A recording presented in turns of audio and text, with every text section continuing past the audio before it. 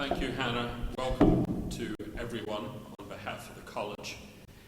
This really is a spectacular event, and I'm not referring simply to how well turned out the audience is.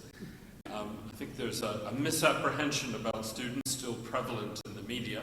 There are many misapprehensions about students, but people always say that if you're trying to get a job somewhere, a very important thing is how you present yourself, and this audience is doing very well in that respect, as in many others.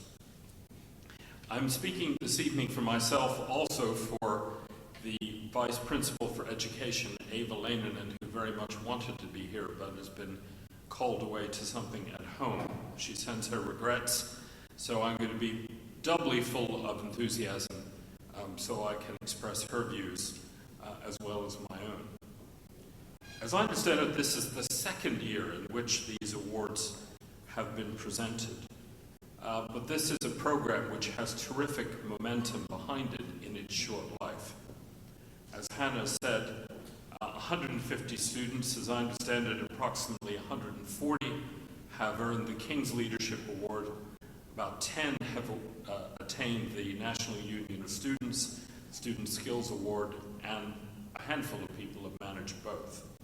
Whichever category people are in, they deserve tremendous praise. I gather that the four criteria were teamwork, communication, commercial awareness, and project management. Well, if you can master those four things, you're set for life, really, aren't you? So this is a very high achievement on a set of skills that really matter throughout life, including in the workplace. Now, I think my principal task, apart from congratulating the people who have attained this award, is to say how important employability is from the point of view of the college. And it really is important at a whole series of different levels. It's important in league tables. I remember back to that golden age before league tables were invented. It's hard to imagine now, but 10 years ago, league tables existed in my native country, the United States, but had not yet been visited upon the UK. It's hard to imagine now, isn't it? Because league tables of universities are very much in people's minds. And many of you will have noticed that employability is a key criterion in many of these league tables. And that's a good thing for King's College London, because we have historically and currently done well with regard to employability. But much more important than this sort of passing impact of league tables is the importance from a university's point of view of how it prepares students for work. Sometimes people in university life are squeamish about the subject, as if somehow universities weren't meant to be preparing people for the workplace. Well, I'm certainly not squeamish, because this has been an essential function, not the only function, but an essential function of universities down through the ages. And it's something we should be proud of, not see as an exception to the rest of university life. Because just as people are encouraged to develop themselves intellectually and develop their social skills and so on, naturally they're seeking ways in which they can prepare themselves for the careers that will come after their student days. And I think the increasingly sophisticated way in which employability is approached, for example in the Students' Union and in our career service, suggests another reason why we should be proud of an emphasis on employability. Because we're not thinking of employability simply in the narrow sense of somehow pleasing a particular employer and getting a first job. We're talking about all these various general characteristics back to that impressive list of teamwork, communication, commercial awareness, and project management. And also, I think it's increasingly recognized that any subject or any set of subjects can prepare people very well for the world of work, if that subject and the activities that go along with it are approached in the right way. Somebody has said that it used to be that people had jobs for life. Now they have a life of jobs.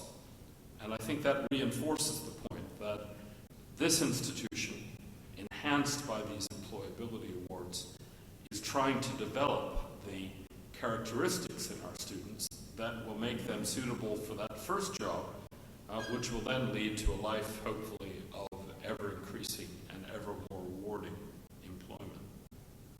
So, whichever way you look at it, in terms of coming up with statistics that impress the newspapers, or more importantly, in fulfilling important needs of our students and their families, employability is very important to King's. And that's why, if Ava Leinonen could have been here, she would have emphasized the significant role that employability plays in the King's Experience Project, which is a long-term, comprehensive attempt to enhance the quality of the student experience at King's.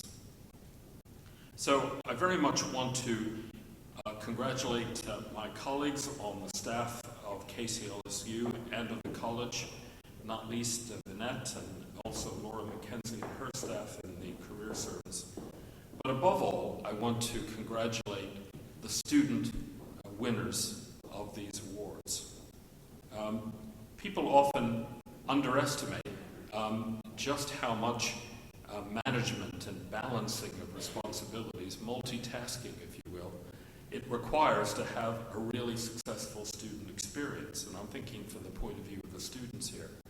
You've got your studies, you've also got a wealth of extracurricular activities, and much aided by KCLSU, we have a tremendous wealth of extracurricular activities at King's. But I think it's particularly praiseworthy that the award winners this evening have managed, on top of all that, to complete these employability projects successfully. That really is a tremendous achievement. So, with an apology, A for Ava because she couldn't be here at all, and B for me because I'm leaving early to go off to another engagement, I want to congratulate you all very much indeed and call for a round of applause for all our award winners.